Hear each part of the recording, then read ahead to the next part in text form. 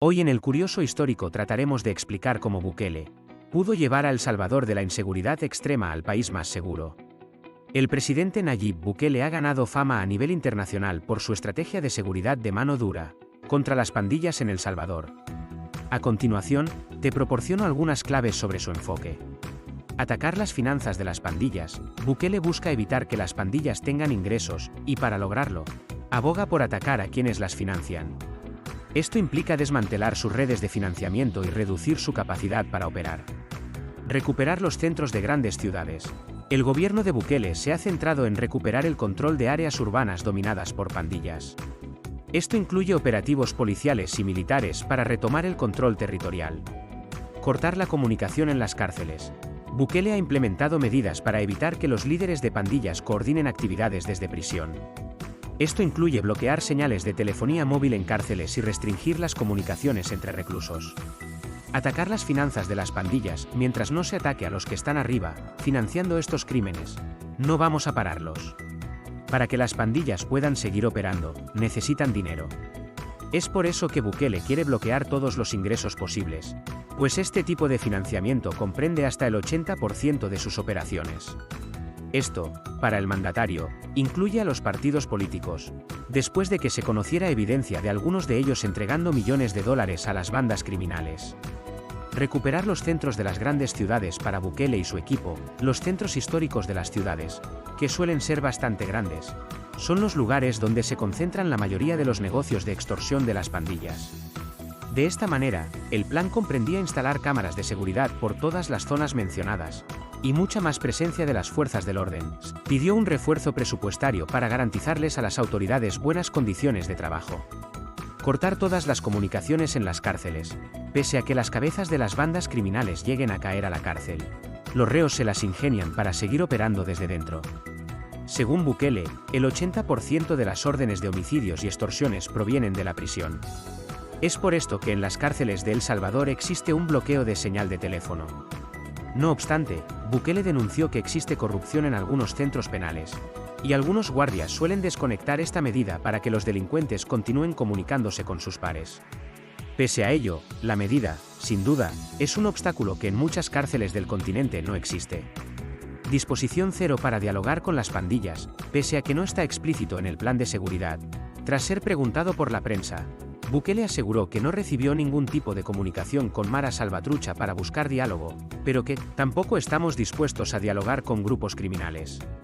Pese a ello, la analista Martínez explicó que es difícil mantener los homicidios controlados sin hablar con las pandillas. En El Salvador nunca han bajado los homicidios de manera sostenible, a no ser que los poderes políticos hablaran con las pandillas. Es un tabú en este país, pero todo el mundo lo hace, porque las pandillas son las que tienen la palanca en las cifras de homicidios. Tasa de homicidios. En 2015, El Salvador tenía la tasa de homicidios más alta del mundo, con 105 muertes por cada 100.000 habitantes. Pandillas. El país estaba afectado por la presencia de pandillas, como la Mara Salvatrucha y Barrio 18, que surgieron en barrios peligrosos de Los Ángeles debido a la migración masiva de salvadoreños a Estados Unidos. Bipartidismo político. El Salvador estaba atrapado en un bipartidismo entre el Frente Farabundo Martí para la Liberación Nacional, FMLN, y Arena, Alianza Republicana Nacionalista. Ambos partidos apenas sumaban un 3% de intención de voto. Ruptura del bipartidismo. Su inesperado triunfo en las urnas logró romper el bipartidismo, que la derechista Alianza Republicana Nacionalista, Arena, y el izquierdista Frente Farabundo Martí para la Liberación Nacional, FMLN, mantuvieron en el país durante las últimas décadas, tras 12 años de guerra civil y los acuerdos de paz de 1992. Se convirtió en una figura política destacada. Su gobierno logró transformar a El Salvador en un modelo de país admirado por otros líderes latinoamericanos. El 20 de junio de 2019, Bukele anunció el lanzamiento del Plan de Control Territorial, que aumentaría la vigilancia policial de ciertas áreas del país, en un esfuerzo por combatir las altas tasas de criminalidad y las pandillas en el país. De acuerdo al plan, tanto la Policía Nacional Civil, PNC, como la Fuerza Armada de El Salvador, FAES, también estarían dotadas de armas de fuego, municiones y chalecos. Como resultado, la tasa de homicidio intencional de El Salvador se redujo de 52 asesinatos por cada 100.000 habitantes en 2018, la más alta del mundo en ese momento, a 36 en 2019. En 2020 se estimó en 19.7, en 2021 a 17.6 y en 2022 a 7.8. Inside Crime se refirió a la tasa de homicidios de 2021 como inimaginable, ya que, 6 años antes, en 2015, era de 103 por cada 100.000 personas. En enero de 2023, el gobierno salvadoreño anunció que se registraron 496 homicidios en 2022, una disminución del 56,8%, en comparación a los 1.147 homicidios en 2021. Se atribuyó la reducción de asesinatos a la desarticulación de las pandillas. El Plan Control Territorial tuvo dificultades de financiamiento, por el bloqueo de fondos durante la legislatura 2018 a 2021, que incluso llevaron a la crisis institucional de 2020, pero después de las elecciones de 2021, con la oposición reducida a 20 diputados de los 60 que tenía anteriormente, la recién instalada legislatura 2021 a 2024 aprueba cada solicitud del Ejecutivo en materia de seguridad. A finales de marzo de 2022, los homicidios aumentaron de forma abrupta, específicamente el viernes 25 y sábado 26, 14 y 62 respectivamente. El 26 de marzo fue el día más mortífero en la historia salvadoreña en 30 años, desde el final de la Guerra Civil, con 62 asesinatos. La mayoría de los asesinatos fueron cometidos por la MS-13 y Barrio 18. Los críticos sostienen que la supuesta ruptura de un pacto entre el gobierno y la MS-13 habría desencadenado una ola de asesinatos. Ante ello, Bukele convocó al ministro de Justicia y Seguridad Pública, el ministro de la Defensa Nacional, el director de la PNC y el director general de centros penales.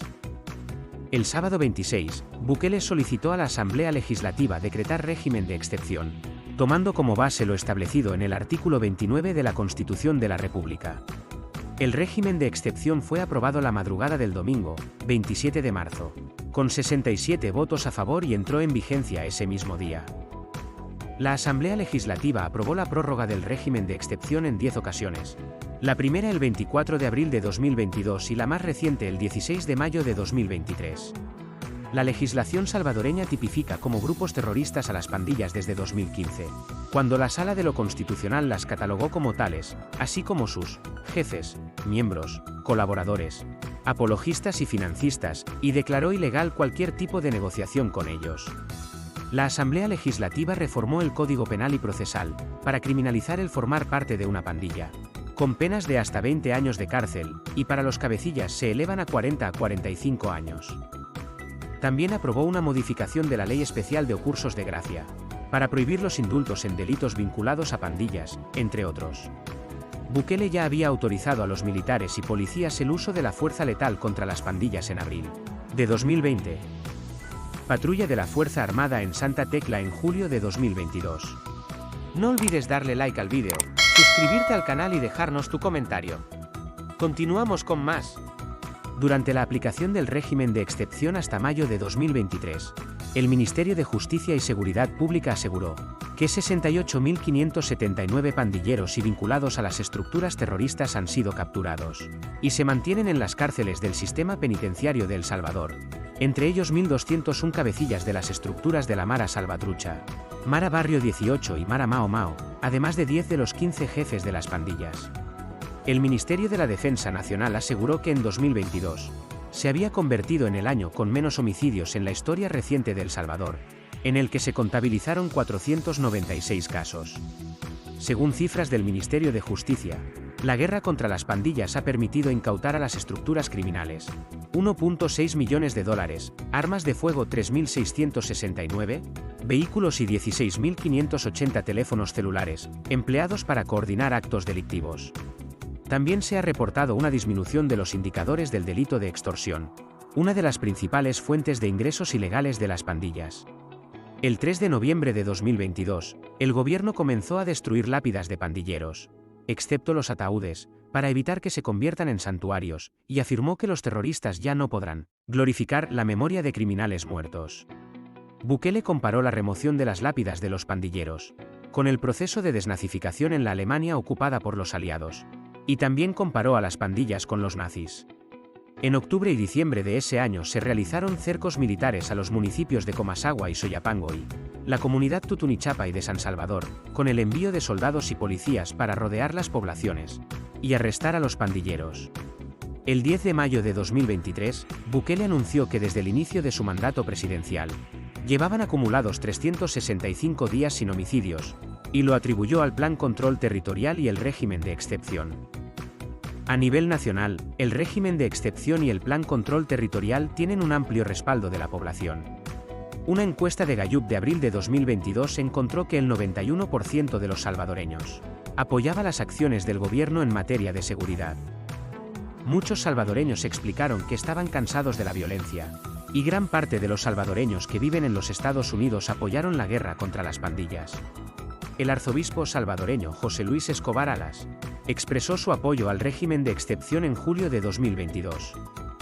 Como que todo el enfoque de derechos humanos internacional y de las ONG está enfocado en los derechos de los delincuentes, que tienen derechos, nadie dice que ellos no tienen derechos, pero los derechos de la gente honrada a nadie le importan. En este país pasamos 30 años siendo acribillados, asesinados, renteados, violados, extorsionados, amenazados y viviendo en zozobra y nadie dijo nada, pero de repente agarran a los que matan, a los que rentean, a los que violan y de repente hay que ver los derechos humanos de ellos. Sí, tendrán derechos humanos, pero son más importantes los derechos humanos de la gente honrada. Nuestra prioridad van a ser los derechos de la población honrada, porque son quienes no tienen derechos restringidos. Nayib Bukele, 16 de octubre de 2022. En abril de 2022 la Oficina del Alto Comisionado de las Naciones Unidas para los Derechos Humanos, ACNUD, calificó las acciones de la PNC y la FAES de uso innecesario y excesivo de la fuerza. A principios de mayo, Human Rights Watch afirmó que había evidencia creciente y acusaciones creíbles de que las autoridades salvadoreñas estaban cometiendo violaciones de derechos humanos, como arrestos arbitrarios, desapariciones forzadas y muertes bajo custodia policial, durante el régimen de excepción. A principios de junio, Amnistía Internacional afirmó que el gobierno cometió violaciones masivas de derechos humanos, como la tortura, contra los encarcelados, que el 2% de la población del país estaba en prisión y que hay 18 muertes bajo custodia policial. Las ONG que abogan por la libertad de prensa se alarmaron cuando la Asamblea Legislativa elevó las penas de prisión de 10 a 15 años a quienes difundan mensajes de las pandillas en medios de comunicación. En agosto, el Observatorio Universitario de Derechos Humanos, OUDH, de la UCA denunció presuntos casos de tortura cometidos en el régimen de excepción. Un dossier del OUDH informó acerca de detenciones arbitrarias, supuestas muertes de detenidos bajo custodia policial, hacinamiento carcelario y presuntas violaciones de los derechos humanos, entre finales de marzo y principios de julio de ese año. En respuesta a las acusaciones, Bukele criticó a la comunidad internacional, específicamente a las ONG de derechos humanos, que no dijeron nada cuando los delincuentes arrebataron decenas de vidas salvadoreñas, pero saltaron cuando empezamos a arrestarlos, porque según les estábamos violando sus derechos. Y agregó que las ONG están en contra de los derechos humanos, y que no permitirá que vengan a nuestra casa a decirnos qué hacer o a darnos órdenes. También afirmó que las ONG necesitan que nosotros sigamos con problemas, para poder seguir cobrando sus jugosos salarios. Bukele advirtió a los padres salvadoreños que mantengan a sus hijos alejados de las pandillas, porque les llevaría a cárcel o muerte. El 31 de enero de 2023, Bukele presentó el Centro de Confinamiento del Terrorismo, CECOT, un recinto carcelario de máxima seguridad ubicado en el municipio de Tecoluca, San Vicente, y que cuenta con una extensión de 1,6 kilómetros cuadrados y una capacidad para 40.000 reclusos. El centro penal tiene, además de pabellones para confinamiento de reos, un edificio para custodios, salas de audiencia por videoconferencia, celdas de castigo, fábricas para talleres, control de acceso con escáner de cuerpo completo y escáner para paquetes. Y así llegamos al final del curioso histórico. Esperamos que hayas disfrutado tanto como nosotros. No olviden darle like al vídeo, suscribirse al canal, activar la campanita y dejarnos su comentario. Cuéntanos tu opinión. ¡Nos vemos!